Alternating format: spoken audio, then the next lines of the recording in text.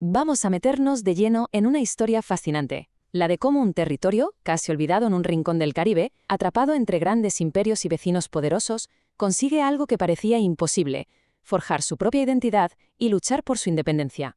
Es una trama de secretos, de ideales y de un momento clave que lo cambió absolutamente todo.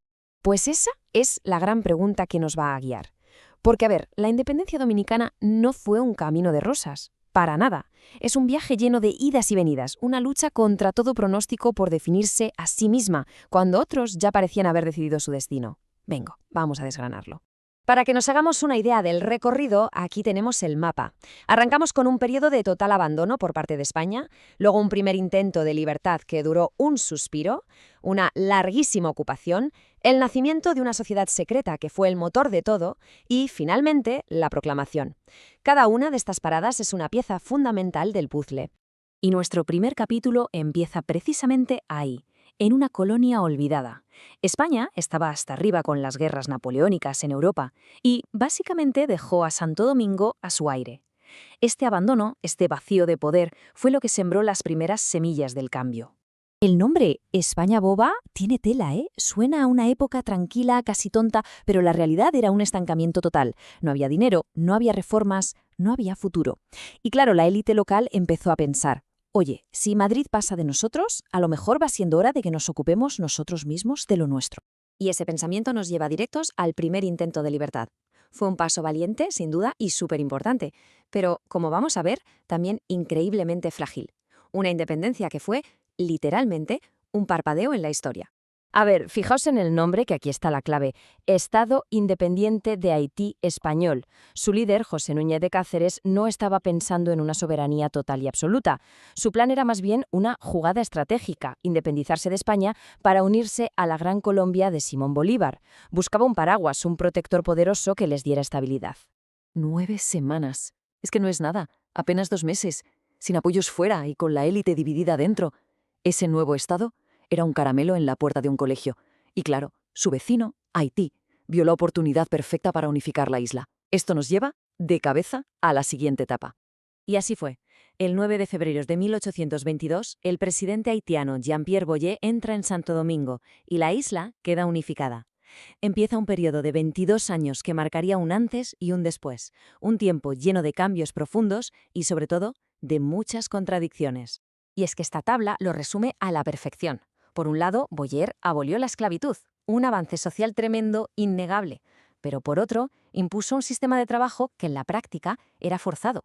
Trajo leyes modernas como el Código Civil francés, pero para financiarlas metió unos impuestos altísimos y un servicio militar que se llevaba a los jóvenes por la fuerza. Y lo más importante, su intento de unificar la isla a través del idioma y la cultura tuvo el efecto contrario. En lugar de unir, lo que consiguió fue que la identidad dominicana se hiciera más fuerte, precisamente por oposición a todo aquello. Claro, con este panorama, el descontento empezó a organizarse. Pero ojo, la resistencia no era un bloque unido. Había grupos muy diferentes y cada uno tenía una idea muy distinta de cómo debía ser el futuro de esa tierra. No todos remaban en la misma dirección, ni mucho menos. Como vemos aquí, la idea de una república totalmente libre, la que defendía Juan Pablo Duarte, era solo una de las opciones. De hecho, era la más radical. Otros grupos eran más conservadores y preferían la seguridad de volver con España o de convertirse en un protectorado de Francia. Esta división interna fue uno de los mayores retos para los que soñaban con una nación independiente. Y en medio de todo este lío de facciones surge la Trinitaria. Fue fundada por un joven idealista, Juan Pablo Duarte, y se convirtió en el auténtico motor intelectual de la revolución. Su lema, Dios, Patria y Libertad, era más que unas palabras. Era un juramento, una declaración de intenciones que acabaría definiendo a toda una nación. Y su estrategia fue sencillamente brillante. Por un lado, clandestina. Se organizaban en células de 3 para que, si uno caía, no arrastrara a toda la organización. Pero es que además actuaban a plena luz del día. Crearon una sociedad cultural, la filantrópica, y usaban el teatro para meter las ideas revolucionarias en la cabeza de la gente. Propaganda independentista delante de las narices de las autoridades. Una jugada maestra. Con las ideas ya sembradas y la gente organizada, la caída del presidente Boyer en Haití en 1843 fue la oportunidad que estaban esperando. Y así, la historia nos lleva a su momento culminante, los instantes decisivos de la fría noche del 27 de febrero de 1844. Ya estamos en la escena final. La Puerta del Conde, en la vieja ciudad amurallada de Santo Domingo. Un grupo de patriotas, con Francisco del Rosario Sánchez al frente, porque Duarte estaba exiliado, se reúne allí, sabiendo que esa noche se la juegan a todo o nada. La tensión se puede cortar. Y de repente, Matías Ramón Mella dispara su trabuco al aire. No fue un disparo para herir a nadie, no, fue una señal. El sonido que rompió el silencio fue el punto de no retorno, el pistoletazo de salida, el ahora o nunca que encendió la mecha de la independencia. Y después del disparo todo se acelera. Toman la fortaleza. Se iza por primera vez la nueva bandera, esa que habían diseñado en secreto durante años. Francisco del Rosario Sánchez lee el Manifiesto de Independencia.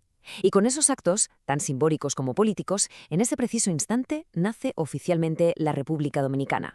Y con esa imagen, la del nacimiento de una nación, cerramos este recorrido.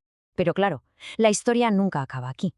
Porque una cosa es el acto heroico de proclamar la independencia en una noche, y otra, muy, muy distinta, es mantenerla viva, defenderla de invasiones, de luchas internas. Esa es la pregunta que la joven república tendría que responder durante décadas.